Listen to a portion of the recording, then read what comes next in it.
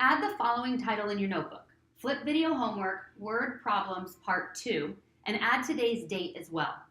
You're going to copy the following problem and bar model work as it is solved. Remember, you can pause and rewind as needed. That's the beauty of a flip video. It's like having a remote control for me in class.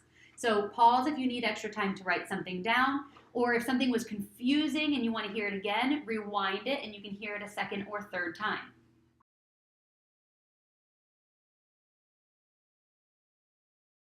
We're going to copy a new type of bar model into our notebook today. The problem is, Megan spent 2/5 of her money on a doll and 1/2 of the remainder on a musical box. She spent $8 more on the doll than on the musical box. How much money did she have left? I'm going to begin by writing my sentence down at the bottom. She had blank dollars left. And then I'm going to take a look at the first piece of information. If you take a look at the first line, you'll see the words "of the remainder" in it, which means that I need to split the information up into two parts. The section that says "of the remainder" can be drawn only after I draw the first part. So I'm first going to take a look at the information. Megan spent 2/5 of her money on a doll. And I'm going to draw a bar split up into 5 parts because my denominator is 5. I'm going to label 2 of those boxes with a D because it says that 2/5 of her money was spent on a doll. And then I'm going to take a look at the second part of that sentence. It says, and half of the remainder on a musical box. So she spent half of what was left on a musical box. These 3 boxes that are left over, these ones here, are the remainder. So you can label them R, or as long as you know that it is the remainder, you can go ahead and draw this line of information. I'm going to draw an arrow coming down, and I'm going to draw that bar, again, the same size, except now I'm going to show it as 2 parts instead of 3 parts so that I can illustrate half of the remainder. She spent half of the remainder on a musical box, so I'm going to put MB in one of those boxes. Next, I'm told that she spent $8 more on the doll than on the musical box. Well, the word "more" is a hint that this is a comparison. I need to compare how much she spent on the doll to how much she spent on the musical box. But if you look at the bar, the musical box and the doll are in different sized units, so I can't compare them. In order to compare them, I have to put them in equal units. So we have to figure out how we can do that. If you look at the bottom bar and the top bar, look at both of these sections.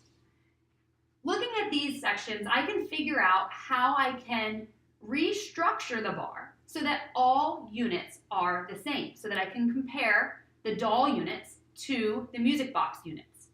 And if you look closely, you'll see that if I draw a line here, that in order to split up these 3 remainder units into 2 units, we basically just split this box in half, giving this side to this unit and this side to this unit.